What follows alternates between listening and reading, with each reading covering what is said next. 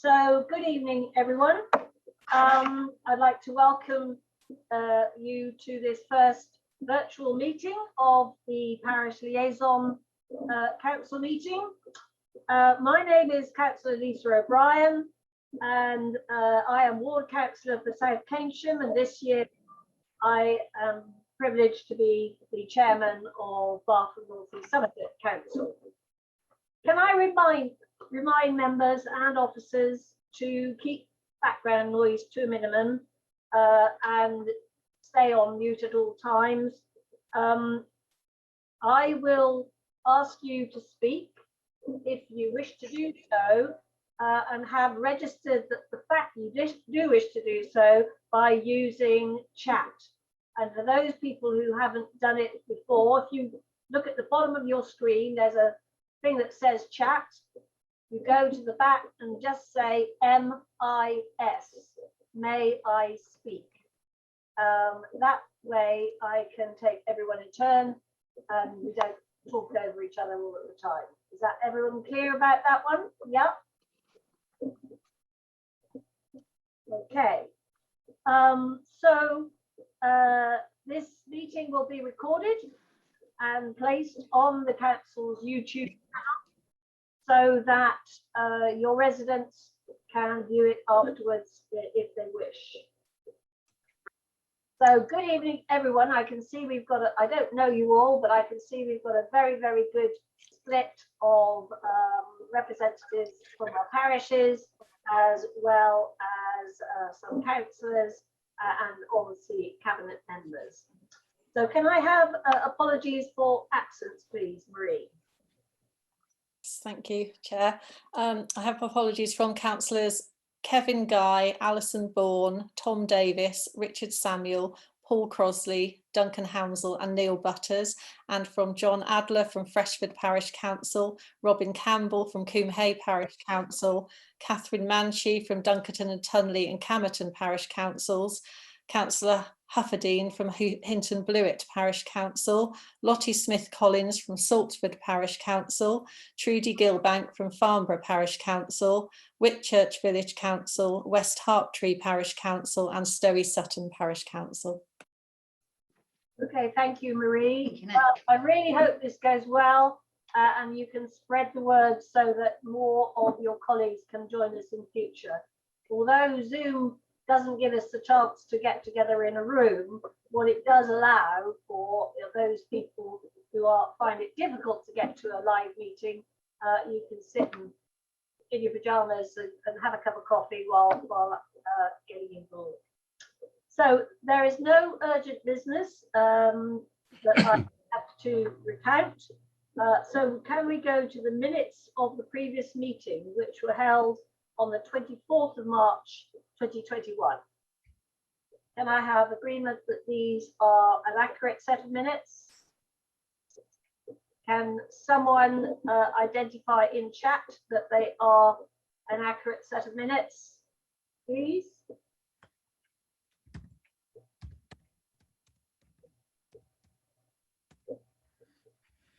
Well, someone must have been there. Oh, right, Andy, thank you very much. Can I have a seconder, please? And Dina, thank you, has seconded the minutes. Thank you very much. Right, unfortunately, as you've heard, Councillor Guy, our leader of council, is unable to be with us this evening due to a late problem. And so I'm going to hand over to Councillor Sarah Warren, who is the Deputy Leader, to introduce yourself and give an overview of the changes to the Cabinet. Over to you, Sarah. Hi, lots of you, or many of you will already know me. I'm Sarah Warren. I'm a Ward Councillor for Bath Avon North Ward and now a Deputy Leader and with Cabinet responsibility for climate emergency and sustainable transport. So I've been involved with climate emergency for the last 2 years and I've added sustainable transport to my brief. And Kevin Guy, as you've heard, has taken over as the leader of the council. He's my fellow Ward Councillor in Bath Avon North Ward. So in terms of the other changes to portfolios, there have been a number of other changes, and I've only had literally about less than 5 minutes notice that I'd be doing this update. So I hope I don't make mistakes, but if I do, I'm sure some of my cabinet colleagues will correct me. So we've now got Councillor Amanda Rigby, who I believe has sent her apologies, who's a cabinet member for transport. So she and I split the different transport functions between us because there's an awful lot of them. We've got, goodness, I don't know the titles, that's what I'm thinking. There's Councillor Dave Wood is responsible for neighbourhood services. We've got Councillor Tom Davis and Councillor Alison Bourne, who between them share a portfolio that is housing and adult services, adult care services. Dina Romero will introduce herself in a moment as cabinet member covering children's services, public health and other things. And who else have we got? Richard Samuel remains in his previous post and which was deputy leader with responsibility for money related matters, but he's now taken on the economic growth as well. Councillor Tim Ball remains at planning, and have I missed anyone? Let me just see. So we've done me, Kevin, Richard, Tom, Alison, Dina, Tim, Dave, Amanda. I think we've done everyone. So those are the changes in the cabinet. So I just wanted to welcome you all and thank you for coming onto Zoom to see us all this evening, and thank you for all that you do and continue to do and have done, particularly over the last year with COVID. And I know that many parishes have been very proactive at supporting their residents, and we at the council are really, really grateful for that. So that's probably enough from me, and I'll hand back to the chair. Thank you, Sarah. Whilst there have been changes to the cabinet, there have also been changes to the structure of Bath and North East Somerset Council itself. So I now hand over to Will Godfrey, our Chief Executive, to explain the organisational changes. Will. So thank you very much, Councillor O'Brien, and good evening, everybody. So organisations go through sort of periods of changeover on a fairly regular basis, and I think when I came in, one of the tasks I was given by the organisation was around trying to look at the way we were structured to try to, I guess, get the most efficient way of operating. So just a bit of context: we deliver about 850 different services. We employ about 2,500 people. We contract with lots of different organisations also to deliver different services to 195,000 people. So we have many things to do, and it's important that we have an organisational structure that maximises the impact, I suppose, and the efficiency. So what I've been doing with colleagues and also with administration over particularly the last 12 months is looking at what that structure needs to be and putting it in place and ensuring that actually we are fit for the future. So we've moved from a structure where we had a chief executive and sort of two corporate directors who were responsible for. So one corporate director was responsible for all of the sort of the place functions, so transport, highways, etc., and another corporate director was responsible for the people activities, so children's services, education, adult services, etc. So we had corporate directors in place and then directors below that. We've now moved to a structure which essentially splits the organisation into three streams of activity. So one is our direct service operation, which sits under Mandy Bishop, who is our Chief Operating Officer.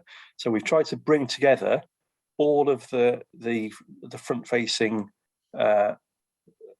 services, so that there's some commonality of leadership and management over all of our front-facing activities. So Mandy was in post in October, November 2020, and she's now got responsibility for all of those frontline services. We then split out the policy making functions and sort of the place-making functions, and we created a new role called Director of Sustainable Communities. We've appointed to that post, and Sophie Broadfield is joining us at the beginning of August from Civil Service, and she will be taking on that role.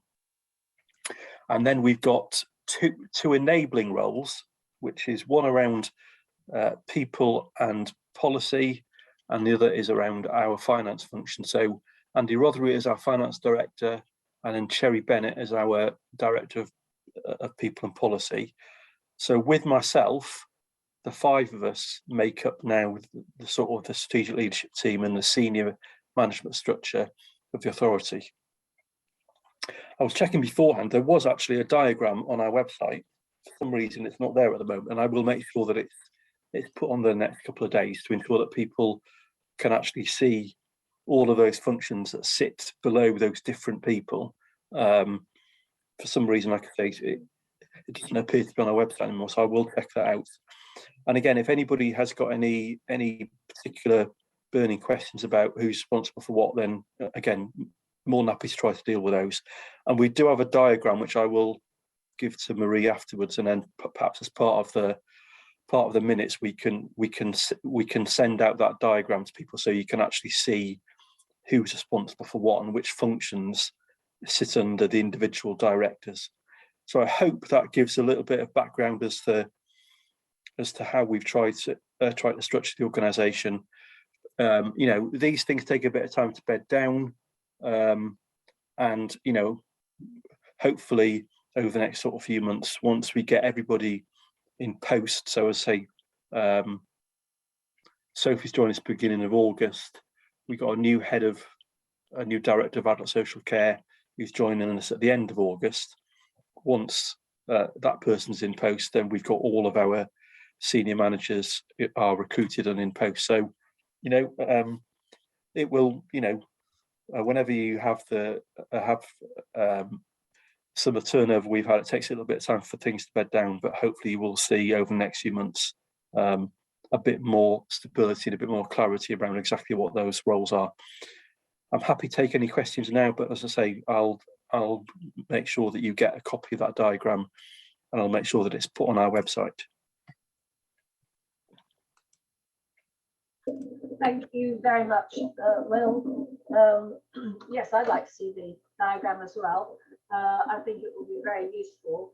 Perhaps colleagues would like to sort of think about things. If you have queries, we'll raise them at the end, or send them offline if they are a specific one. And I think we probably do welcome an organisational structure so that we have a clearer idea of who's doing what. Okay, thank you very much, Will. We now move on to the Community Wellbeing Hub, and Baines Alka had requested this item so that we could find out a little bit more about the work of the Community Wellbeing Hub, the services that are available, and the direction that they intend to go in. We have seen the parishes respond magnificently during these awful last 15 months, really stepping up, helping each other, and really demonstrating what a wonderful community as a whole Bath and North East Somerset is. So we have two people to present. First of all, we have Jo Scammell, who is the Head of Commissioning and Wellbeing at Virgin Care. And we have also got Claire Farragut, who's the Head of Contracting and Performance at Adult Social Care in Baines. Then we will have some closing remarks and her cabinet update from Councillor Dina Romero, who, as as we mentioned, is the cabinet member for children, young people, communities and culture. So a very broad cabinet portfolio. So Jo, have we got you here? Yeah, I'm here. Thank you, Councillor O'Brien. Thank you. And I expect that you've got a presentation that. Yeah, we have. We've just got a couple of slides. We don't want to bore too many PowerPoints, but we do have a couple.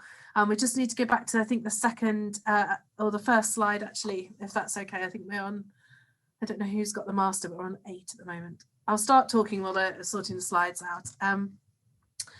So as I'm sure you will be aware, we came together between Bath and North East Somerset Council, our NHS colleagues, Virgin Care's community provider, and also 3SG, who you'll all be familiar with, right at the beginning of the pandemic, to look at what we could do together to try and support people through the crisis, but also pooling our expertise and resources to try and provide something that's more joined up together. And also bring all of our expertise to the party. So right at the end of last March, we set up what was then called the Compassionate Communities Hub, with 3SG partners providing the volunteers and the volunteering services, and Claire, a colleague who's on the call today, leading from the council side, and your engagement teams supporting all of the with the engagement with the parishes and linking with local communities, providing the logistics and all the food and statutory responsibilities for the council, and ourselves in Virgin Care providing the kind of operational management, inputting our wellbeing teams into that work, and basing the service at the Care Coordination Centre, which was then co-located with our health and social care professionals to all keep us safe. So the service was set up then, and since then has received over 13,000 calls. And Claire will talk us through some of the statistics a little bit later on.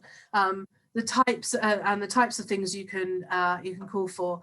We have had so many different calls over this this past year, ranging from high volume now of mental health and befriending support, but starting in the pandemic and in the lockdown, obviously with the food delivery, and Claire, Dave, Dixon and colleagues from the council doing all of the emergency food parcels, sorting out the support for people who are shielding, and us all working together to proactively call people who are shielding, right down to people like the refuse collection and the assisted bin collection colleagues in the council. They all called people who were shielding. We gave them a script, and then they fed back to the partners in the hub when there was a query and when they were worried about someone who needed additional support and assistance.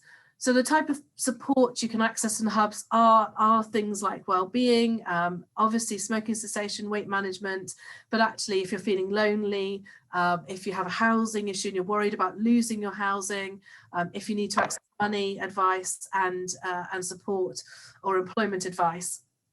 And people ring up, they are quickly triaged by the wellbeing team, who will direct their appointments to what we call pods, and I'll show you those later on, and they will then support your needs. So if it was housing, primary issue would be housing, they'd come in and the triage team would identify the primary need was housing. It would go to the housing pod, and that is led by DHI, but also Curo participate, Julian House participate in that, and they all work together to solve the problem, so that people only have to tell their story once, which I think was a principle that has gone on for a number of years in Baines and was a key part of what the community needed, which was not to keep calling loads of different people and organisations.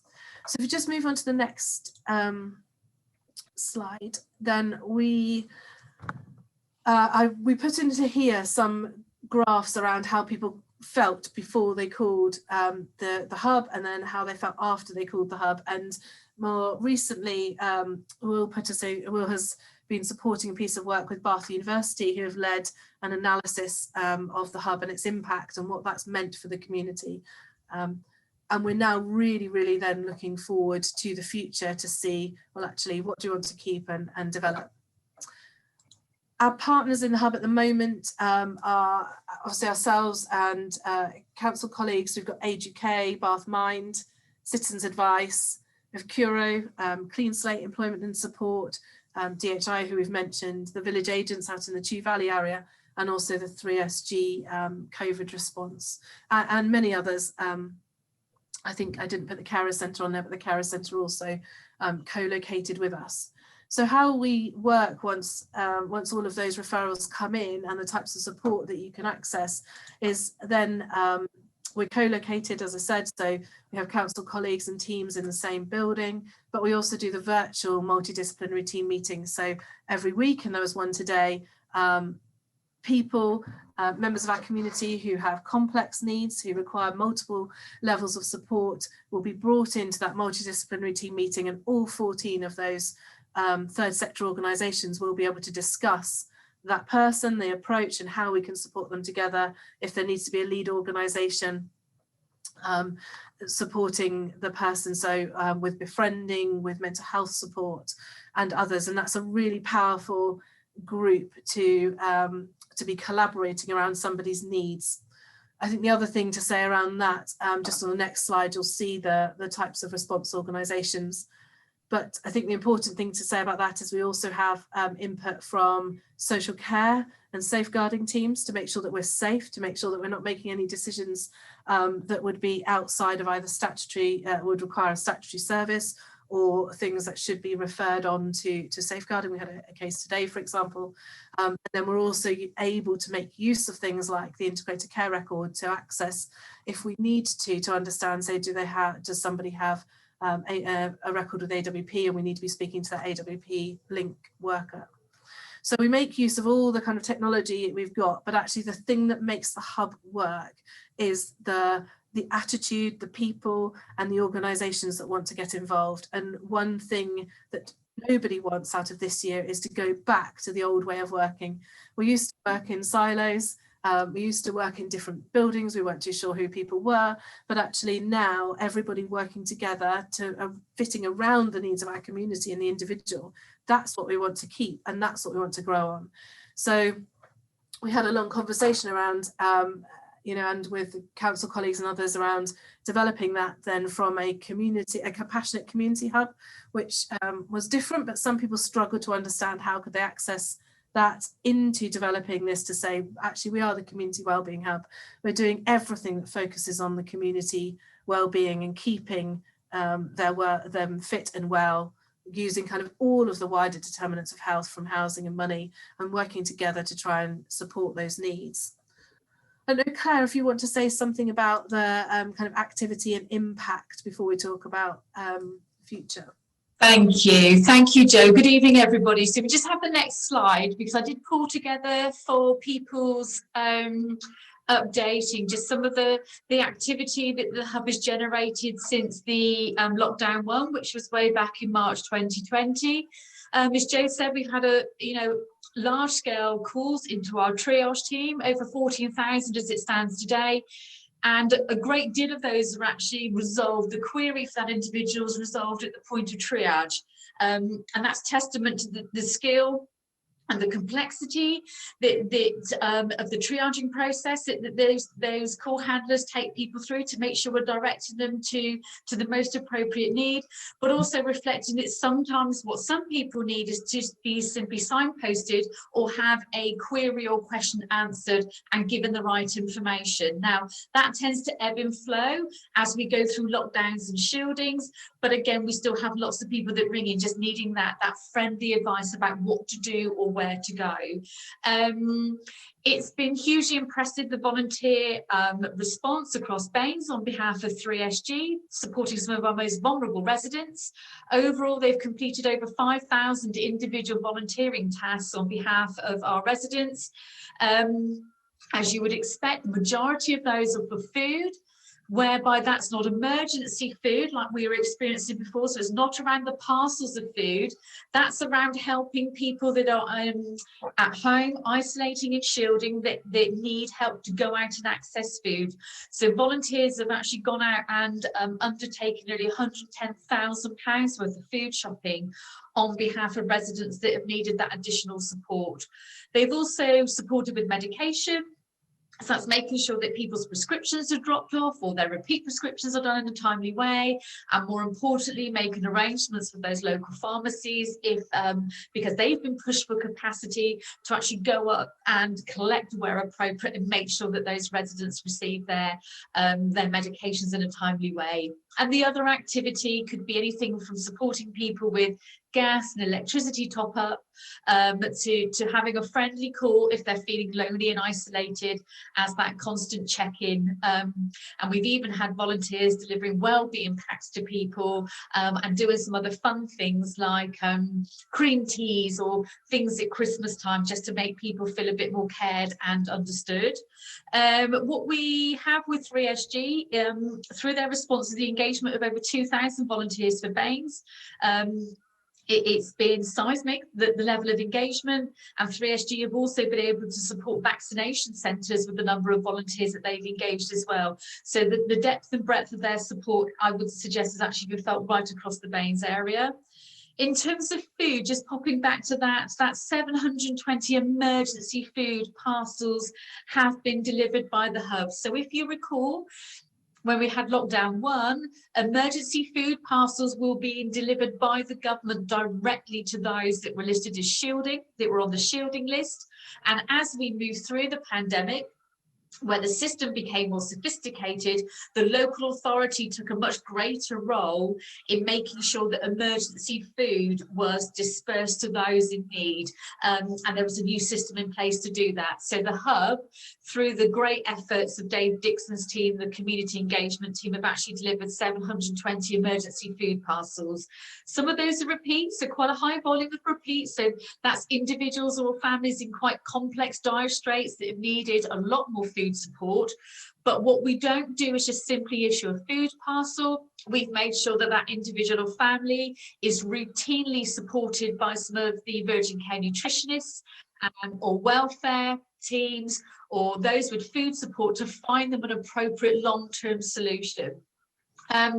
But you know, that's a huge statistic in terms of 720 food parcels has actually supported 884 individuals across the BAMES area.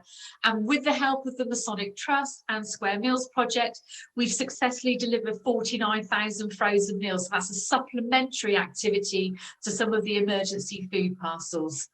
Jo, I'll hand back over to you. Thank you. Thank you. And I know, Chair, we've sort of only got a couple of minutes. So I think if these slides go out to people, we have included a case study and some feedback on the hub, which has been obviously, thankfully positive. But these just show really the depth of the engagement from different organisations in keeping somebody safe. So we've given you an example of somebody with extremely complex health needs who was supported by council bin collections, volunteer shoppers, Age UK, Hot Meals and their GPs as well, and Bath Minds Mental Health Service. So we've given an example of that, but I just wanted to pick up, I think, on the last slide because we've given some examples, some really great feedback. But on the final slide, we've just talked about what's next and looking to the future, because as I said, we came and set this up rapidly in the pandemic, but actually the pandemic enabled us to all do things that we'd wanted to do for quite a long time. Work together, share referrals. We've now got a new referral shared solution, which has been incredible. We've never been able to share safely people's details safely and securely across third sector organisations. And we need that, I think, now more than ever. So we're really working hard on what the strategy will be for the future. And in fact, we've got a meeting on Friday to set out kind of our strategic aims. We really want to be working closely with the parish councils as well, and looking forward to doing that with the council teams. We have got real requirement to operate a strengths-based approach as well with the council social care and the social care transformation. So the answer is we're here. I don't know what's happening to the slides, but we're here and we're expanding. We're not saying that we've solved everything. We're absolutely not saying that this is the end of what we need to do. There's still a huge amount more work to do. But what we have noticed is the joined up working approach will sustain the focus around well-being and the wider determinants of health. We want to retain, we want to work closer with people's communities and continue working together. Right, well, Joanna, Joe and Claire, thank you very much indeed. I think that is quite mind-blowing in terms of what you have been offering and your plans for the future. So I think at this stage, let us ask our audience, if you like, whether anyone has a question for Joe or Claire. If you'd just like to put it in. Eleanor, I think, had a question. Yes, thank you. Yes, I've got two questions. First of all, thank you very much for giving such a comprehensive overview of the work that you've been doing. I think we did have a little bit of difficulty publicising it widely enough, but I thought you did an excellent job. But however, I've got two residents with two very different problems, and I was just wondering if it fell under the scope of your work. One is trying to get an NHS appointment with an audiologist, having gone deaf during lockdown. And obviously it's quite difficult for him using a telephone, given that he is deaf and he hasn't managed to get any hearing aids. So I wondered if I noticed you had helped with a hospital appointment for somebody with a heart problem. So I just wondered if, it covered things like audiology, given that his GP has done no more than refer him to a private practice in Shepton Mallet, which he's not very pleased about. And the second question is, I've had a number of cases of people getting marooned in Poulton Hospital, waiting for assessments. Are you able to help residents get back home by chasing up the assessments of their needs when they leave hospital? I think I can answer that question if you'd like, Councillor O'Brien, with the answer yes and no. So there are elements that the community hub could be helping with of both those appointments, but for both of those I'd need to understand a little bit more about, is it the transport which is, yes, we could help with that, or picking up hearing aids, yes, we could help with that. If it's accessing the service, that wouldn't be the Wellbeing Hub, but if Councillor O'Brien or Alison passes you my email, I will pick that up with you. I'm sat on the ward now at St Martin's Hospital and just down the corridor from audiology, so I can pick up both of those questions for you. Slightly outside of this, it's probably not the Wellbeing Hub, but it might still be something I could help you with. Okay, thanks. Thank you very much. And what about the bed blocking in Poulton? What do we, well, let's, I mean, just suppose Mr. Smith is sitting there, he wants to get back to Westfield, his relatives are struggling to get him assessed or get the adaptations he needs. Can you help? Quite possibly. Again, if you email me, I will look into that for you. I do cover Poulton as well, so I think probably outside of this, but I will look into that for you, and I'm happy to take that offline. Thank you. I assume that applies to patients in any ward. You would, I mean, any Parliament, Baines ward, not hospital ward, that you would help them. Yeah, only the Sulis Sulis ward and also the John Stacey ward at Poulton. So if there's anything in particular, but I'm sure that that Will would agree. There are real challenges in the system everywhere, not just in Baines, but across the southwest and the country, of finding suitable care packages, of be able to keep the flow through the hospital. It's a real challenge, and the workforce challenges for the whole country around having enough carers. And we're not unique, but we will absolutely do our best to look into anything that isn't working, or if you've got any concerns, then feel free to raise those and we will look into them. Thank you very much. Okay, thank you, Joe. And Alison has put into the chat area that the hub's email address, so it's bathness.thehub@virgincare.co.uk, or send a text to the number. So thank you very much indeed. Now, Dina, would you like to present your cabinet closing remarks and cabinet update at this stage?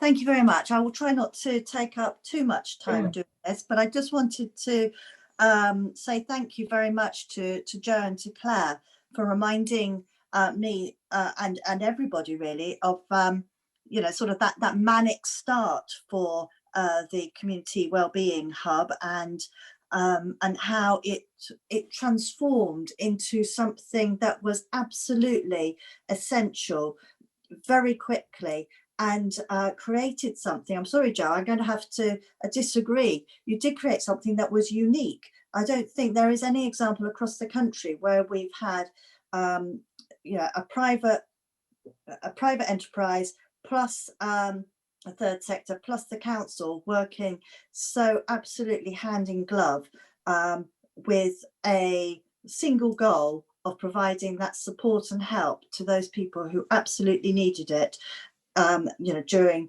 the core times of the pandemic. So, and I know I've probably said this many times, but it never stops being true. You know, I really, really thank you for everything that you and your colleagues and the, I think it's 300 odd agencies have done to help residents across Bath and North East Somerset over the last 16 or so months.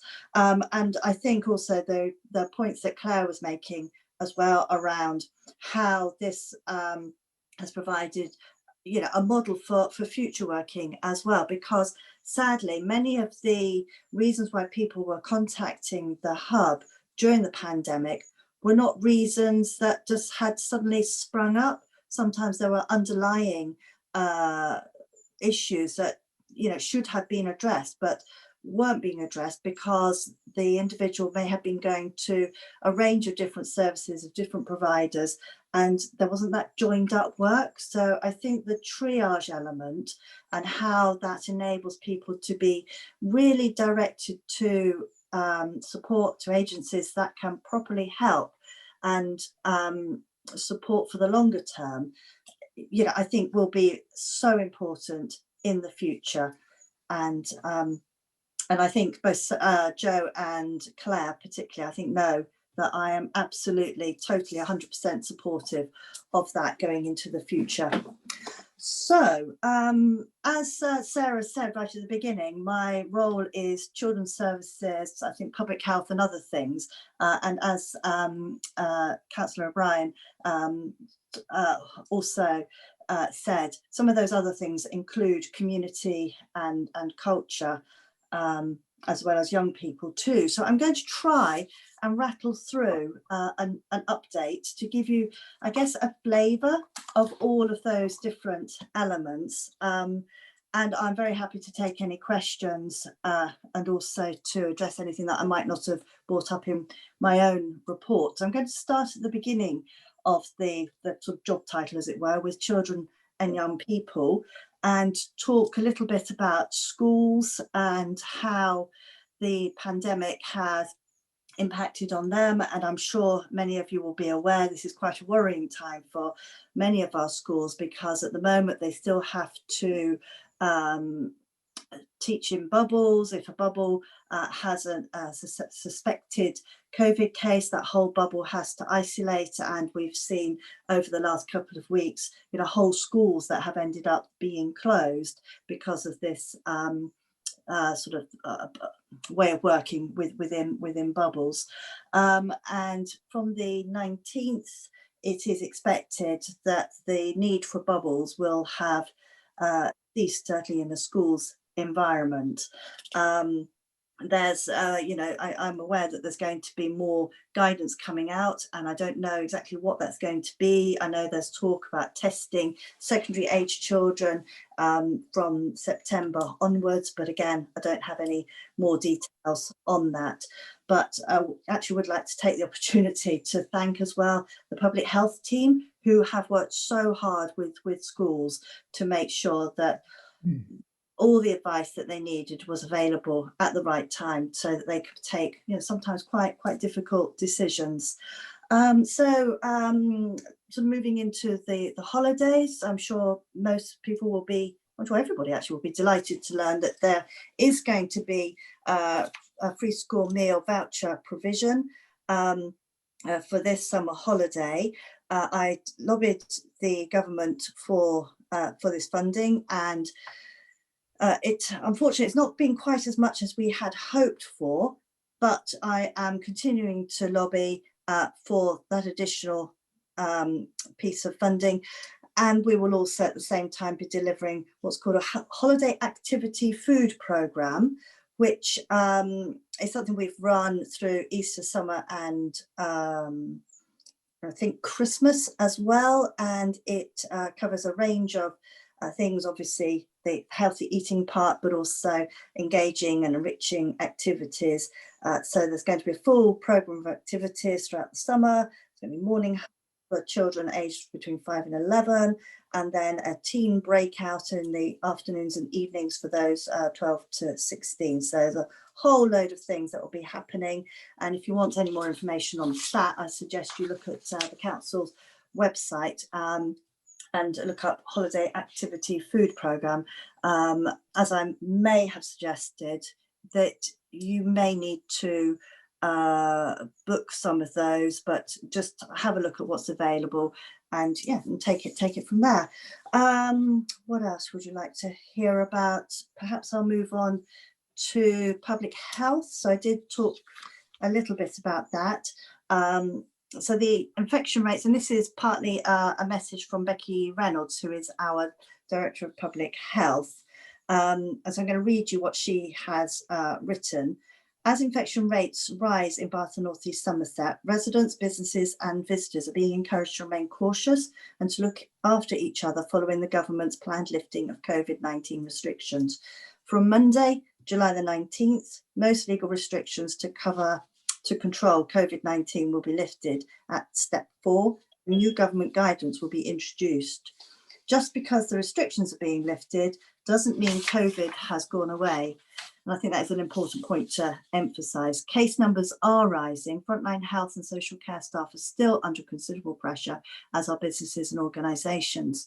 So we need to be cautious. We need to look after each other. We need to continue to minimise the risk of catching and spreading COVID. Now, the good news is that we know the vaccine reduces the risk of getting very ill, and we're still urging people to get their first and second jabs and to follow the new guidance. And in addition to that, I just wanted to give a little advert for the vaccination bus, which I know has been out and about in across Bath and North East Somerset over the last few weeks. I haven't got any dates of when it is coming back, but as soon as we have some information on that, that will again be advertised, and again it'll be on our council's website as well.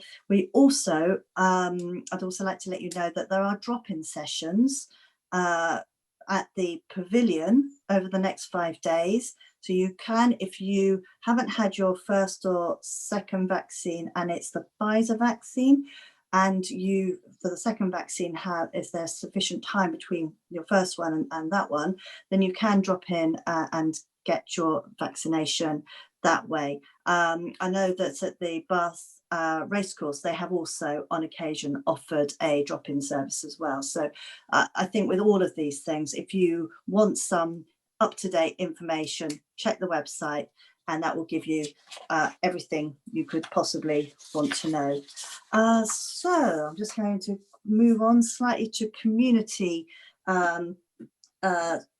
activities. So we've got a number of things which fall into this. I'm sure you'll be pleased to hear about the tennis courts that are some have been refurbished and some have completed.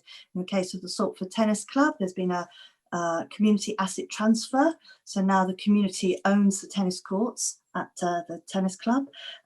Tennis in Parks project is progressing well. We've got 4 courts in Alice Park and 2 in Sydney Gardens completed, and the 4 in Keynsham. We hope they will be completed by the end of July. So I think everything's going very, I was going to say swimmingly, but that's completely the wrong phrase to use with tennis, isn't it? So we've got Summer Physical Activity Challenge, and we know lots of people haven't been able to enjoy their usual activities and sports. And we know particularly children haven't been able to get out and about as much as perhaps we would have wanted to. So there's a number of activities that are being developed to take place over the school holidays, which will hopefully help with people's physical and also mental health and well-being for the short term, but also in the long term too. So Ubley Primary School has been involved in developing a brand logo, and there'll be an app, a reputable activity app called Buddy Boost to track sign-ups and activity levels. So lots of things going on. Shall I stop there, because otherwise I'm in danger of taking up the entire meeting with just what I'm doing. So I'm very happy to take questions, Lisa. Thank you very much, Dina. Yes, very, very comprehensive, and I wonder how you have time to have your supper sometimes. Does anyone have any questions for Dina?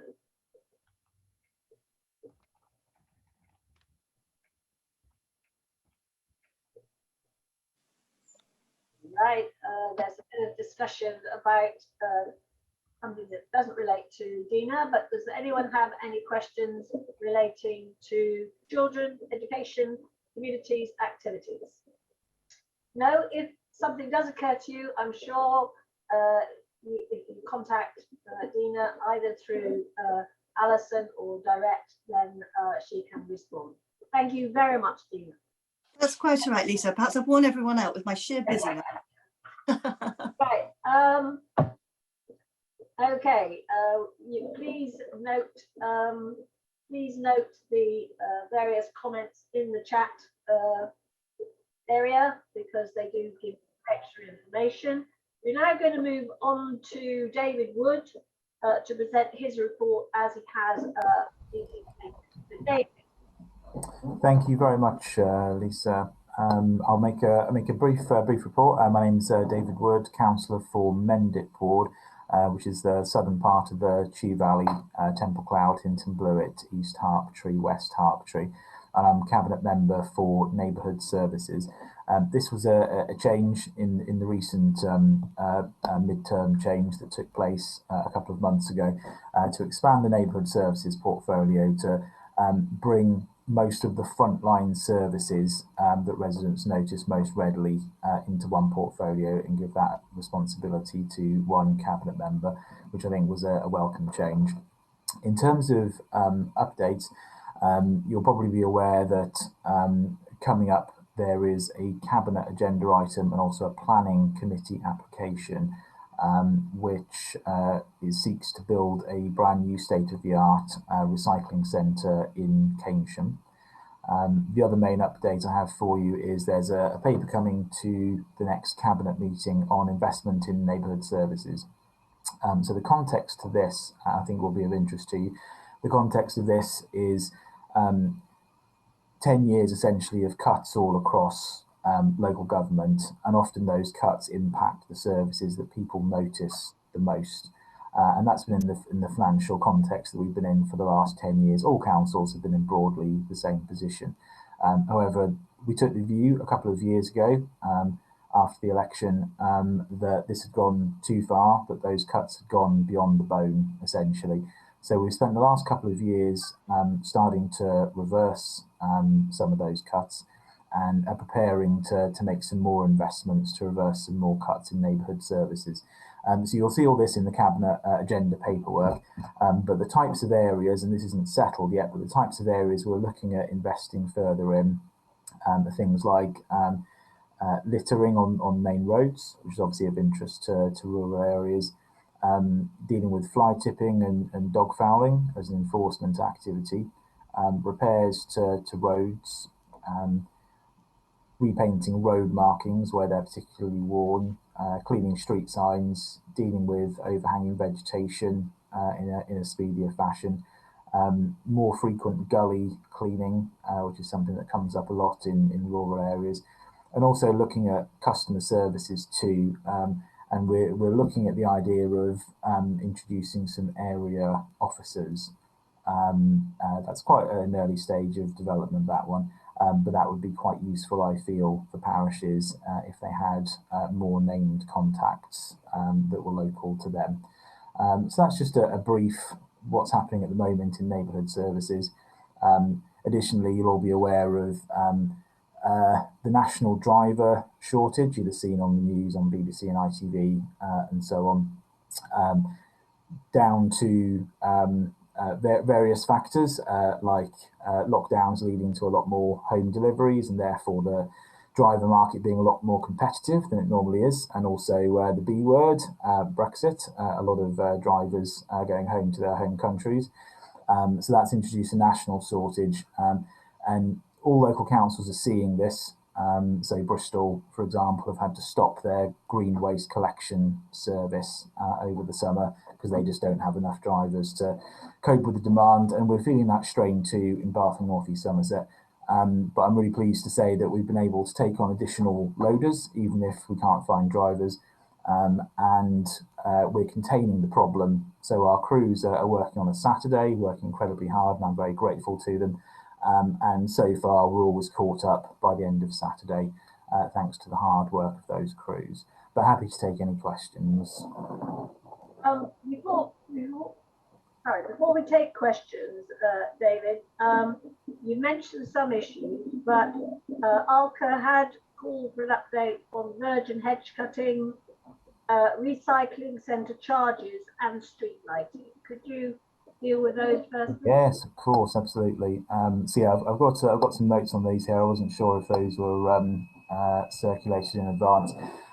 So in terms of street lighting, we're obviously there's a service which is now available, but there's the feeling that this isn't a kind of a permanent service. So we're looking at options around streetlight service, balancing the requests of parishes on the basis that there's no additional cost burden on BAME. So we're really happy to help with this and try and provide that facility to parishes, but we'll need to work that through a little bit more to come to something more solid on that.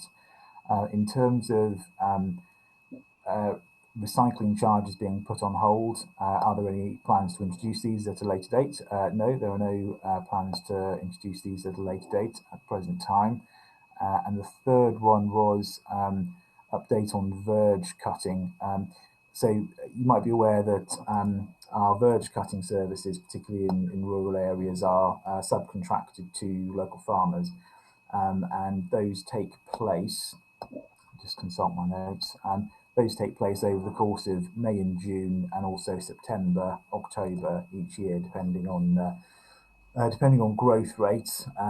Because there was need for additional training for our subcontractors this time around, much of it has been done, but there was a 2-week delay to the start of that 8-week process, which means some of the verges which would have been cut in June have slipped slightly into July. So that's the update on that, and happy to take any questions. Okay, thank you very much, David. Questions, please. Let me see, from Pat Cordy. Pat Caudle. Yep, so just viewing that in the chat. So this kind of speaks to what I'd say is a tension, but a welcome tension from my point of view. So there is a move in a lot of parishes and a lot of urban areas as well, to be fair, to say, let's cut a lot of our grass verges less often to promote ecology and pollinators and other positive benefits and so on. And this is something I'm incredibly sympathetic towards and have welcomed in my own ward as well. I think the tension comes in between where it's desirable to do so and where it's safe to do so. So there's no one size fits all for this, and it's really making an assessment involving parishes and communities and making an assessment that says where for ecological benefit can we afford not to cut a verge, and where actually if we didn't cut it, would it produce a safety problem? So really it's about trying to deal with that on a case-by-case basis, saying that yes, we want to promote ecology, biodiversity and pollinators, but we also have to factor safety in as the angle. And what I'd say for that particular case, if you email in to me or someone from my team, I'm happy to look at that particular one and see how we can deal with that next time around. Okay, Pat is obviously going to email you. Obviously, she's got to continued concern with that. Yeah. Okay, so again, some comments, but has anyone got some specific questions for David? If you do have them, you can again contact him in at a later date after this meeting. So many thanks, David, and My we'll pleasure. again time. Okay, thank you. Right, I think now shall we move on to Sarah Warren? Do you have an update for Sarah? Yep, I can do that. So I'll try putting my camera on, but I may run out of bandwidth, but we'll try. Can you? Oh, yes. So just going through sort of the reasons for the reorganisation of the post in the cabinet. Just to recap that mine's an additional deputy leader post, and the reason for turning it into a deputy leader post was just to really indicate the priority with which we weight the climate emergency. So it's just really kind of stating that. So to give you an update around climate emergency, we are working up currently towards a community festival in the run-up to the big Glasgow conference COP26, which will be held in the autumn. So our festival will take place in the second half of September and will be, I think, a mixture of online and in-person events, given the uncertainty around where we'll be with COVID at that time. And it will be, so there'll be some council-run events, but we're also inviting community groups to come forward with any sort of educational or information sharing event that they want to run, or could be dramatic events, musical events, anything they want to put forward really that is in an ecological and climate emergency theme. So I'm really looking forward to that. Then also on the climate emergency front, we're working on internal performance monitoring framework so that we take climate emergency carbon emissions better into account in our internal decision making, and also biodiversity. So that's in sort of things that happen inside the council. And we are also embedding things like putting renewables onto any building project carried out by the council. So those kind of things are now in place, and there are a number of schemes in development that you will see coming forward in the coming months of sort of council, either council owned buildings or council sort of supported community type events, construction works, that kind of thing, that will have renewables incorporated into them. Then onto sustainable transport. So anybody who's been following the sort of Baines Cabinet and Council meetings lately will have seen that we have, it's rather Bath focused. We've agreed active travel schemes that will go ahead with government funding, and so that is cycle routes with also pedestrian improvements in some cases on road. So they'll be going forward over the course of the rest of this financial year. So until March, they'll be going in on Upper Bristol Road and also on Beckford Road. There had been a proposal for a road closure on North Road, which had received quite mixed feedback. So for the time being, we have stepped back from that, and we'll run some public engagement to look further into whether that is the right route from the valley floor up to the university or the plateau in the southeast, or whether there might be other routes, and also to help prepare the community for that to come in. So that's the active travel schemes. So they're quite strategic routes is what they are, and they will involve taking out car parking, which is to some extent why they're sometimes there's a lot of discussion around them.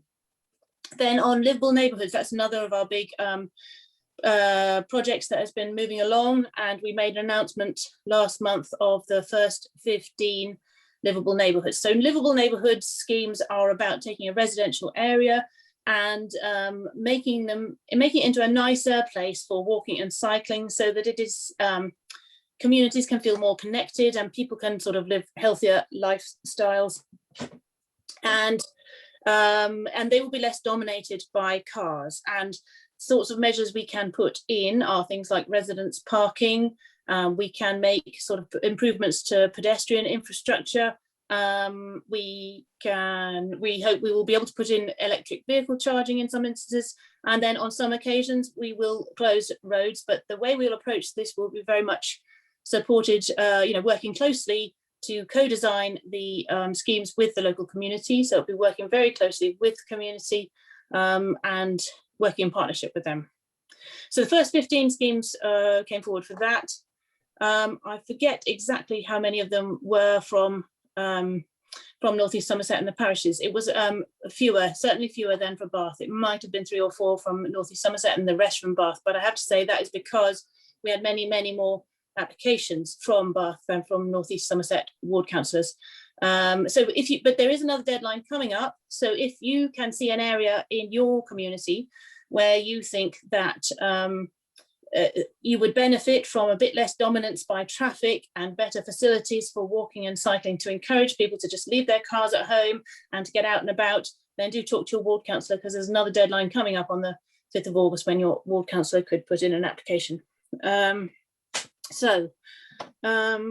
the coming months, there'll be several consultations coming forward to look out for. West of England Combined Authority and Council in areas to do with transport and sustainable transport. So that's really well worth looking out for. And we're bidding for more government money for further schemes in the field of sustainable transport. So that's probably enough from my areas. I can give you information on a little bit of information on the other areas of transport if you would like, Chair. Well, I think that would be appreciated, Councillor Warren, because ALCA did specifically request on the Highways Capital Programme, specifically as related to the A367. So could you? Yes. On that? So I have a response here on the A367. So it's written down for me. It says the Highways team have ordered a number of collision route signs that will be erected on the A367 between Odd Down Park and Ride, Roundabout and Skinners Hill Junction to highlight the hazards generally caused by irresponsible driving behaviours. They should be in place in early September. Then on the A37 and A367 bus walking and cycling study, in April 2021, the West of England Combined Authority, working in partnership with Baines, commissioned consultants to undertake transport option development work for the A37 and A367 corridors. The study aims to identify potential improvement for buses, pedestrians and cycles along the corridors and links to adjacent villages. If schemes with significant benefits are identified, we will be in a good position to access considerable levels of funding from the West of England Combined Authority. To date, the consultants have undertaken a site, policy and data review and identified potential options. This work has been informed by livable neighbourhood applications submitted by ward councillors on and adjacent to both routes, plus information from officers. A full public consultation supported by suitable documents and maps is planned in the autumn, and the team will be in contact with the parish councils as part of the consultation process. Well done, Sarah. I've just heard from the chat room that Manda has actually arrived. Who stood in perfectly for her. But Manda, would you have any further comments that you wish to make? Yes, please. And thank you ever so much for doing that bit, Sarah. I was here quite a while ago. I did put it in the chat when I arrived. I replied to Eleanor's question. So, but thanks, Sarah, for stepping in on that bit. My name's Amanda Rigby. I'm sorry I can't put my camera on because, unfortunately, I don't have the bandwidth at home to do it. Amanda Rigby, I'm councillor for Bathwick Ward, and I'm one of the recent cabinet members. In addition to the specific questions that I think Sarah's now answered for everybody, the things I was going to bring to your attention are within my portfolio currently. The big tasks are we have closed Cleveland Bridge because it needed to have some necessary repairs, which obviously has had a knock-on impact to the traffic flows in the rest of the network, which we're monitoring incredibly closely. We're currently hopeful that the repairs will take what we said they were going to take, which is around 12 weeks. But given the fact it was built in 1827, the more the engineers get to look at the structure, the more we have to ensure that what we do now actually lasts for a significant amount of time. I'm also in the opposite position from Sarah, in that 2 of her big projects went to Cabinet last month, and she's now in the implementation phase. 2 of my big projects are coming to Cabinet this month, i.e. next week. One of which is a city centre security scheme, because we were advised by the anti-terrorist squad that we had to look at our security, specifically in the areas of highest footfall within Bath city centre. That went out to consultation earlier this year. When I took over the portfolio, we'd got the benefit of all that consultation input. We've changed quite a few bits to mitigate some of the areas that you were telling us that we'd got wrong, or that we needed to look at in a different way. So we listened and we've adapted, and that's going to Cabinet next week, as is our parking charges survey. Again, that went out to consultation earlier this year. And this is about the on-street parking. This is nothing to do with off-street or car parking. That may be another project we look at later. But this is the first time in 8 years we've really done this review. So it's quite wide-ranging, and, you know, to show that we all work well together, tying in with Sarah's portfolio. We're looking and proposing next week at Cabinet that we move to an emission-based parking charge system, so that we nudge people when they are making decisions about what car they intend to buy, to think about the impact that will have on our environment, and the impact it will have on our air quality, and the impact it will have on the health and well-being of all of us, in trying to make sure that we keep pollution to an absolute minimum. The only other thing I thought was worth mentioning before I'm open for any sort of questions is, obviously now July 19th has been confirmed as the day then all the requirements for social distancing get lifted. We do have throughout the authority quite a few areas where we inserted barriers to allow more people to be able to walk on pavements at a distance from each other. They were put in by government money, so they had to stay in until the requirements for social distancing were in. The moment they've been lifted, the default is that we take them out. So I've been working with Volker to come up with a programme for doing that. However, there have been a couple of areas where people have said, actually, this has worked really well. Really would quite like them to stay in. And that being the case, we will then go through the process that we'd normally go through in order to make this something that we can do, that the community wants. So what I'll be in a position to do is, probably via ward councillors, is send a list out towards the end of this week of what barriers are being removed and an approximate date for doing it. I think that's more or less everything I wanted to say to you. I'm terribly sorry I can't switch my camera on. I'd love to meet you all properly, but thank you ever so much for inviting me. Amanda, thank you, and I'm sorry I missed the fact that you had arrived. Answering Eleanor, the fund for the ward councillors is the Liverpool Neighbourhoods Fund, and I can see that Sarah has come back to say contact her. Does anyone, yes, Kathy has made a comment. It says, sounds as though consultation is with the ward councillors, not with parish councils. Parish charter is in place, and the purpose is that you work with parish councils. So is that directed at Manda or Sarah? Kathy? I think that is just a general feeling that we're getting, that that everything is very much directed through the ward councillors, whereas parish councils are an entity in their own right. We don't, the Bath and North East Somerset Council should negotiate with the parish councils and not say, well, we'll let the ward councillors know, and then, you know, that eventually gets down to the parish councils. That is not the way to do it. Which parish council do you represent, Kathy? Peacetown St John. Can I make a comment there, please, Chair? Would that be okay? Yeah, of course. Thank you. Just to say, when I said the word consultation earlier, all the consultations I was referring to actually were public consultations. They weren't done via ward councillors or indeed via parish councils. But your point is well made.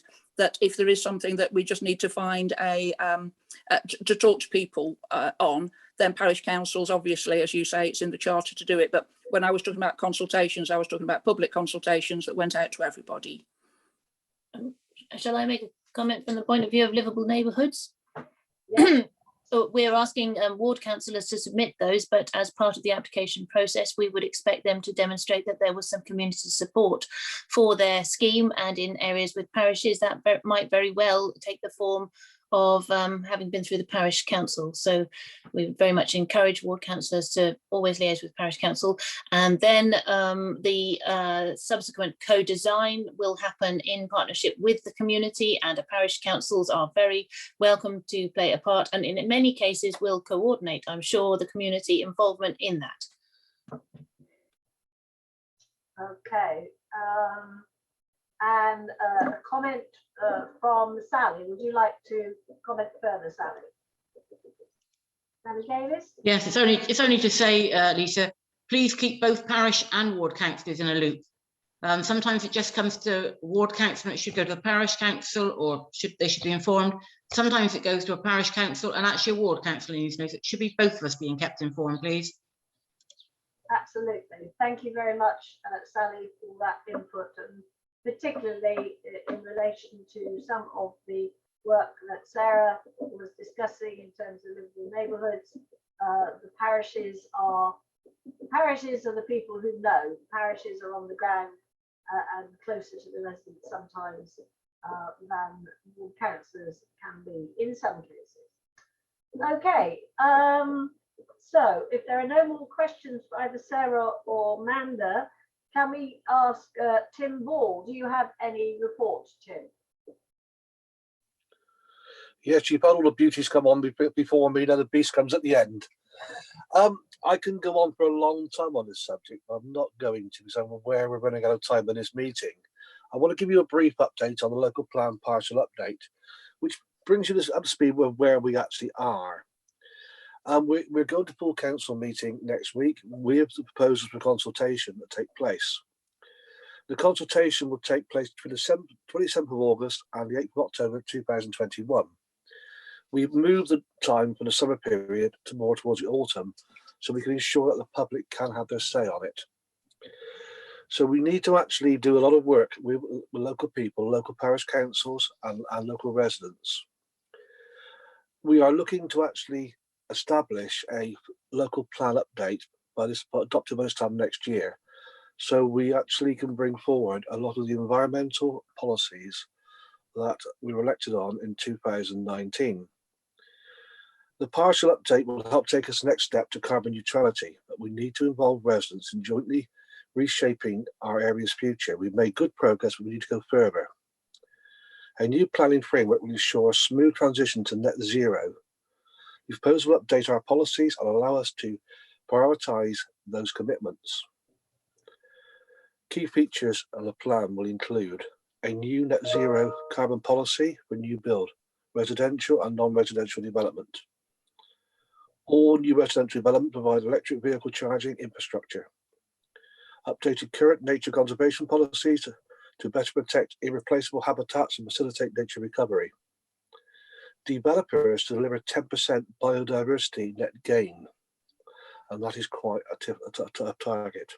New allocated sites to deliver around 1,100 new homes, primarily on brownfield sites, but also on greenfield sites in Cambridge and Midsummer Norton.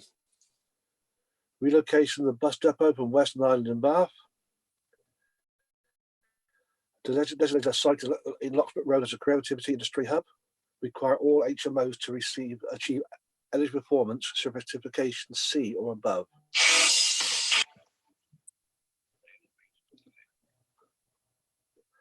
Sorry, I was interrupted. Let me turn my phone off a second because I'll ring again otherwise. Right, energy efficient. So I'll go back to where I was now. So C above. The supplementary planning documents, SPDs, have also been reviewed and updated. They will provide additional guidance to support the policy updates proposed with the local plan, partial updates. They will also be subject to consultation alongside the local plan. They address transport specifically, parking standards, ultra low emissions vehicles, walking and cycle infrastructure, design, and design for new development, housing and walking occupation, increasing the scope of existing policy to refer new build HMOs and change of use HMO, energy efficient retrofitting and sustainable construction, which combines two existing SPDs to better align and help deliver the council's core aims, which set out the measures for homeowners and occupiers on adapting their dwellings to reduce energy use. Under proposed timescale, if the draft local plan and SPDs are approved, they will go to public consultation for 6 weeks, allowing residents, businesses and other stakeholders a chance to comment. The final updated plan could be submitted to the Secretary of State before the end of the year of public examination. Once adopted, the local plan will form the basis for determining plan application to the two new local plans adopted in 2024. There's a brief update of where we are with the local plan. We're also working alongside WECA on the SDS, Strategic Development Sites, which is a more difficult area we're actually working in, but that will come later and we'll be coming back to you at a future Parish Liaison meeting, explain that process. Thank you, Tim. A very quick update, but a very important document that I would encourage all parish councils to look at in depth. Because it's not just about housing, it's about our ecology, it's about sustainable energy. So please, please, please do look at it in detail.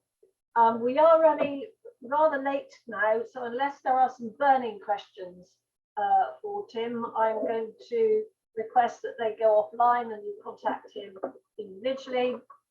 But as I say, please do look in depth and contribute to the consultation of the revised local plan.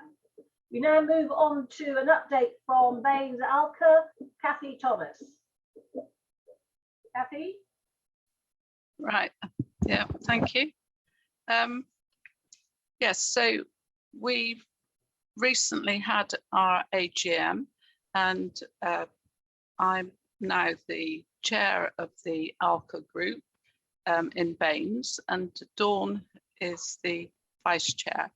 So that's just a sort of a change of roles that we have. I sometimes wonder if all the officers and councillors understand exactly how ALCA works. We often talk about ALCA. It's the Avon area group, and so it's made up of sort of South Gloucester and Bath and North East Somerset, North Somerset, and the organisation that our sort of parent organisation is ALCA. So we call ourselves ALCA, Baines ALCA. I think that sometimes confuses people. And our national organisation is NALC. So how are we doing? I think I'll talk more about how the Baines ALCA is working, because I think that is probably more interest to people, that we are in the process of getting a new website. We also have changed our emphasis on how we do our training. So very much driven by the lockdown, I think that we've moved very much to having online training rather than in-person training. And that actually seems to be working really well. One of our aims is to be able to give all councillors an opportunity to have some training, some basic training, because you could imagine that a very small council has a very limited amount of funds, and to be able to send their councillors on training has always been difficult. So if we can make a start by offering just one free training session at least we would be able to say that we can give all new councillors some training, which has to be good. We have, I think that's where our real emphasis is at the moment. We obviously have some concerns about how we will run hybrid meetings if that becomes an accepted norm. But I think that's something that the Bath and North East Somerset has as a problem as well. So very much it's a sort of a time of flux, I think, as we go from having made sort of move to online meetings, online training, coming out of lockdown and not being quite sure where we'll go over the next 6 months or so. So you've touched on the issues with the street lights, and you've also talked about the grass cutting, which was one of our queries. So that really is all I want to say tonight. I'm quite happy to take questions. Thank you very much, Kathy. That's very informative. Does anyone have a specific question for Kathy at this time? I'm sure you know how to get in contact with her and the organisation if you do. But it's very good news that you are able to offer training, and I can see that really online training will make it so much more accessible to so many more. So I think that's an excellent idea. Okay, we move, thank you, and we'll move to our final agenda item, and that is tree planting grants and initiatives, and ask Mark Cassidy, who is a tree and woodland officer, and Anna Brunton, who is a community tree and woodland officer of the Forest of Avon Trust, to report on these tree planting grants and initiatives. So over to you, Mark and Anna. Mark? Sorry, I'm here. Well done. Off you go. Hello. Yes. Oh, thank you very much. Okay, so as I said, I'm Mark Cassidy, Tree and Woodland Officer for Baines Council, and I'm leading on the creation and implementation of the Baines Tree and Woodland Delivery Plan. Today, I guess, as time is pressing, I'd like to introduce you to colleagues from the Forest of Avon to let you know of support on offer to help with the planting of trees and woodland creation in your wards. But a smidgen of background before I do this, I suppose starts with Baines' commitment to net zero carbon by 2030, and that tree planting and natural regeneration will be an important tool alongside other measures in helping to reduce carbon. You probably all know that Baines have set itself a very ambitious target of planting 100,000 trees by 2023, which aims to take advantage of current national momentum around tree planting. We've almost concluded writing the Tree and Woodland Delivery Plan now, and this will help Baines Council understand how they'll meet this target, i.e. the target of planting 100,000 trees. And the need for the plan was underpinned by the council's local plan, the local plan and tree policy, and other measures. I'll try to keep this brief, actually. So within the regional context, the plan will help deliver the West of England Nature Partnerships Nature Recovery Network, which is a target to double tree cover in the West of England by 2060, and the Forest of Avon plan, so a newly released tree strategy for the West of England area, which similarly has an ambition of doubling semi-natural tree and woodland cover. Key themes in both of these documents is for there to be a joining really of the Cotswold and Mendip AOMBs that straddle Baines. So really achieving connectivity between both of these areas through Baines, and I think it's worth noting that the areas between the two AOMBs are all within the Forest of Avon community forest. So it's something that maybe people aren't terribly aware of, but I think that they should be. So I think that it's going to be really important for us to try to stimulate a collaborative and partnered working with communities with regard to nature recovery and increasing biodiversity and resilience, etc. Particularly as Baines Council itself doesn't have the land or the finances alone to do this. But through my conversations with many people through Baines, it's very clear that we're very lucky to have a very enthused residents and volunteers and landowners and stakeholders like yourselves in parish councils that are real important conduits in moving this agenda forward. So this is why we're presenting at this Parish Liaison meeting.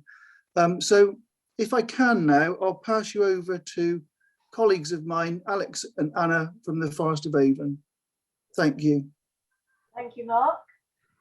Anna and Alex. Thank you, Mark. What a fantastic introduction, and thank you so much, Lisa and Alison and everyone for inviting us this evening. I'll try and keep it very brief. I don't know if we can go back to the first slide if possible, but that's brilliant. So just to basically just cover, the Forest of Avon was established over 30 years ago, for anyone who's not already aware of it, and encompasses the trees and woodlands throughout the west of England. And Forest of Avon Trust was a charity established 10 years ago. We can move on to the second slide, please. So just to highlight, why do we need to care about our trees?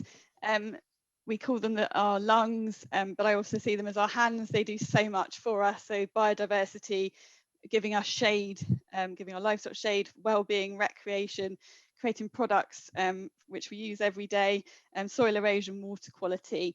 And just to highlight the third paragraph there, just highlights that we have this, Forest of Avon Trust is all about positive messages, and we have this fantastic opportunity right now and this collective ability to influence our environment and our where we live.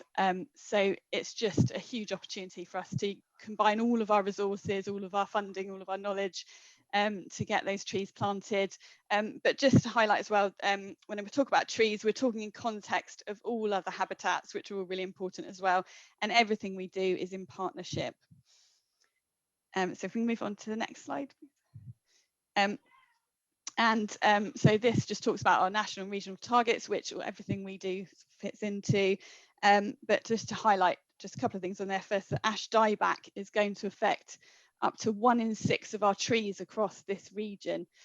So it is has a huge impact, and we're going to lose a lot of trees. So we're going to need to be replanting them just to stand still. So it's just to highlight that aspect. And then the fact that obviously Bath and North East Somerset has declared a climate and ecological emergency. It's not just about carbon. We've lost 50% of our wildlife across the planet over the last few decades. Things like 90% of our hedgehogs. We've also only got 8% woodland cover across the west of England region, whereas England itself has 10% and much higher in Europe. So it's about sort of levelling it up and going further if we can. And just to highlight 2 facts, there's also the economic impact. So we can talk about jobs and everything else, but green environments improve productivity by 15%, reduce staff turnover by 18%, and reduce the amount of sick leave taken by 23%. So just those huge impacts on our economy as well. Can we move on to the next slide, please? Thank you. So this just talks about the Forest of Avon Trust, and we're in one of England's community forests. There are 11 across England. We just welcomed Plymouth and South Devon. Just to highlight just from there that the advantage we have is that we can work nationally and locally. So we can bring in that big funding, which I'll talk about in a minute with our Trees for Climate Fund for tree planting through DEFRA, but we can act on a local level. We can apply bespoke services to our projects, be very flexible and bring in that local knowledge, those contacts, those relationships to get the right trees in the right places, which is what everything we do is about, and bringing trees to people and people to trees, so how we can connect communities to bring those benefits to everyone. Next slide, please. So we've just released the Forest of Avon plan. It came out in June. We had a launch at the Kelston Roundhill, and in it addresses all the different areas in the region, including all of those in Baines. So we can discuss with you your particular area, and Anna might pick up on this in a moment. The plan is on our website, so do have a look at that in detail. But again, get in touch with us if you have any queries and want to talk through anything relating to your individual areas. Next slide. So what is the Trees for Climate Fund? So this is a really fantastic opportunity that we have, hopefully up to 2025, but this year, next year, we're looking at talking to anyone who has any land or is a community organisation, schools, churches, anyone who's interested in potentially getting involved in tree planting.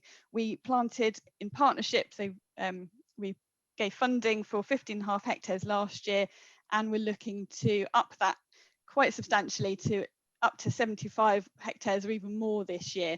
And we're in conversation with lots of different organisations getting that in place, but there is plenty of space for more, so do get in touch. It can cover 0.1 hectares as a minimum, but and sort of going right up to larger sites of so many hectares.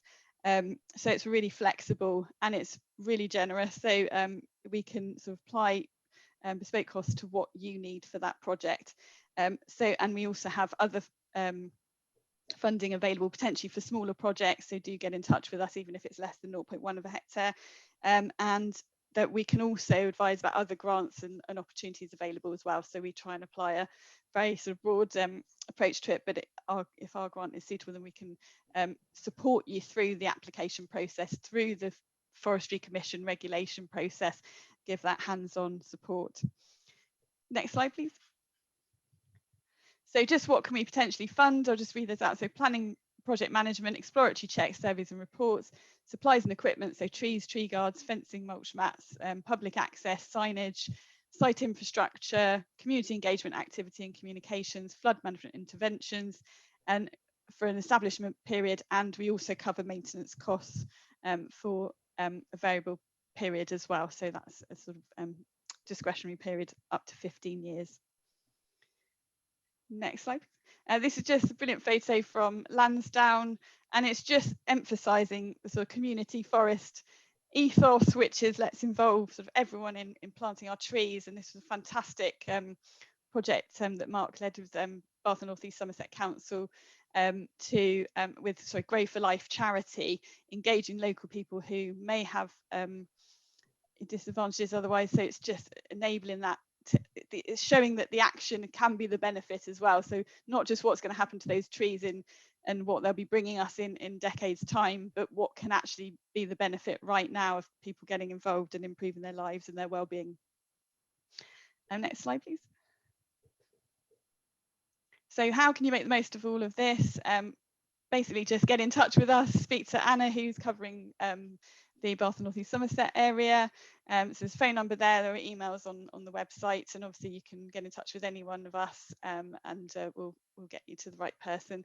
And we can apply a slight halo to the area, and just tell everyone about this opportunity, because it hopefully we'll have it to 2025, may have it longer, but we don't know. So the time is now really to take advantage of this real local fantastic opportunity to get trees funded. Just to mention just a quick couple of things, that we hope to be running some events through September and November. I've seen your Climate and Biodiversity Week, which looks fantastic. So we may have other events, and I think there's quite a lot going on in September, and then November, National Tree Week and different planting events. And the final slide, which you'll see after Anna's just talked about the different scheme criteria, will show you what your trees planted now will look like in 20 years, and that's our retreat woodland near Upton Cheney. So I'll pass over to Anna now, Tree and Woodland Officer for Baines, who can talk to you about the different tree types, just going back to that chart of the different tree types briefly, and then we're happy to take any questions. Right, hi, yes, I'm Anna, I'm the Trees and Woodland Officer for Bath, North East Somerset and North Somerset. So I'm going to go through this fairly quickly because actually there's a lot of words and a lot of detail that going through in this kind of situation can challenge the best of us really. So if I will break it down and kind of simplify it somewhat, but please do get in touch with me if you want to know further details. If you think you've got a scheme that may well fall into one of these categories, do get in touch and then we can go through it in more detail.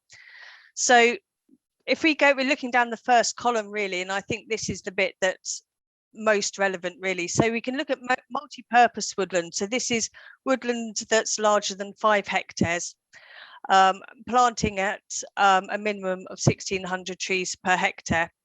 We then have small scale planting. So this is anything between 0.5 and 5 hectares. And this we can go down to a density of just 1,100 trees per hectare. These do include areas of open space as well. So we're not saying this needs to be one big solid block of planting. This can, within this area, you can have a percentage of open space, and the size of woodland will help to determine the amount of open space that can be included. We have natural regen as well, so natural colonisation. This needs to be within a suitable area. So this needs to be land that is adjacent to existing woodland where you're going to have a seed bank available. So it's a lovely one to be able to do, but it really is very much on whether or not the situation that is very important that you have got those trees nearby that can help achieve that regen. So if we go into the next slide. So this is where we go down to our really small scale. So this is 0.1 to 0.5 of a hectare. Again, 1,100 trees per hectare with 20% open space as well. The thing worth noting actually with those larger plantings is that anything over 0.5 of a hectare, we do then have to submit to the Forestry Commission because it's government funding to go on the public register. And actually some sites, especially any areas which falling within the AOMB or World Heritage Site, will also likely have to go for an environmental impact assessment. But this is all stuff that Forest of Avon Trust can do through the application. So if the landowner is very confident and they're happy to do these things, they can. But we will put those submissions through on their behalf if they wish us to do so. And that will also include archaeological surveys if that's required. Also the environmental record searches, we can do them as well, and we can do that through the funding. We have low density planting, so this can be wood pasture or like Baines is currently doing quite a lot of street tree planting. So with the wood pasture we're looking at 25 trees per hectare, but with street tree planting we'll go to 5 trees per 100 meters are our minimum requirements. Then we have hedgerows. So hedgerows is a minimum of 100 meters of length with 5 plants per meter. We would always prefer, if possible, that we can also plant them with standard trees because that gives us an even greater benefit to those hedgerows.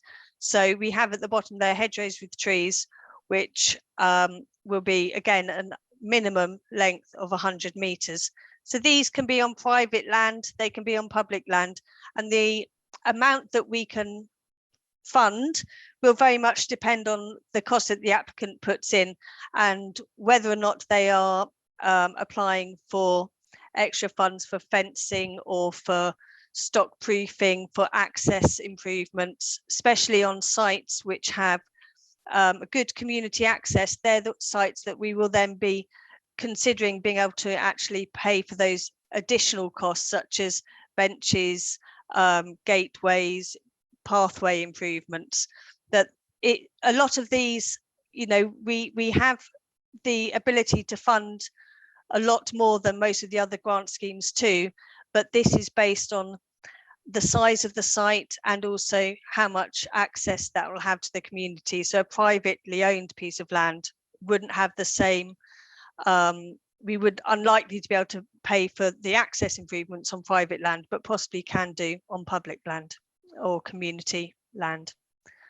Do we have another one, or is that the end?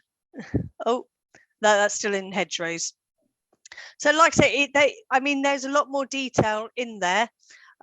It's much more complicated than I've just put through in a couple of minutes. So please do get in touch with us, either myself or Alex, and we can talk you through it and help talk you through the application process.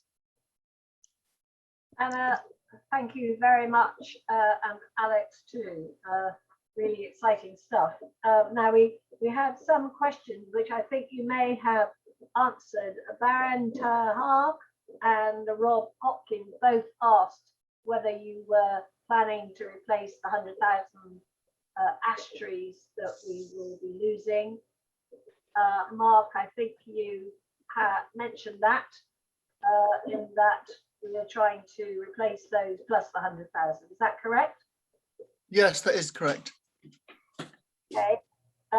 Dawn asked about the ethos role in this program, and Mark again responded that they were consultants who were helping with the whole process. I think what's important is that you should access the Forest of Avon website, where there is a plan for the implementation of this strategy. It is a massive strategy, but I think with people on board, and I know in Cambridgeshire we've got a fantastic number of people who love their gardens, who love open spaces, love the countryside, and so even if it's down to being able to accommodate a few trees, and certainly I'm personally working with Curo to get trees onto some of their open spaces. So don't be shy in coming forward with ideas. That is the general message.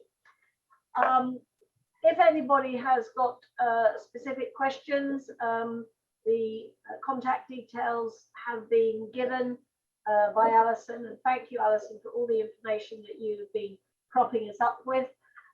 We have overrun a little bit, but I think there was an awful lot of really rather important information to get through.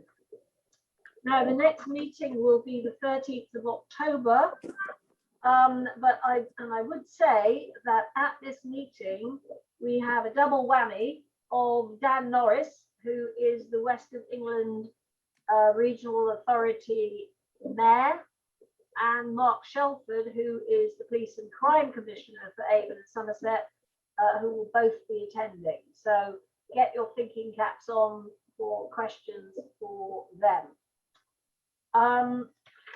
I think that, as I say, we've gone over by 15 minutes, for which I apologise.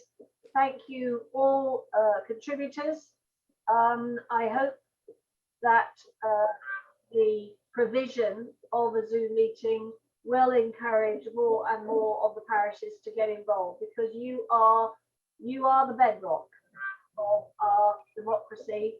Your views count, your involvement counts. So please, if you have ideas, if you have questions, come through via Alison. If you want to speak to me personally, obviously you can email me.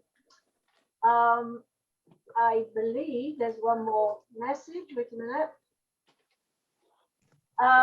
Yes, the intention, Eleanor, is to continue with Zoom for the moment until we are clearer about the pandemic restrictions, and certainly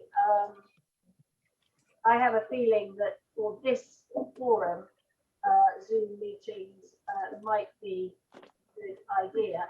So I hope more of you will feel you can press the chat button and raise an issue, as some of you have done. So thank you very much and good night. Bye-bye.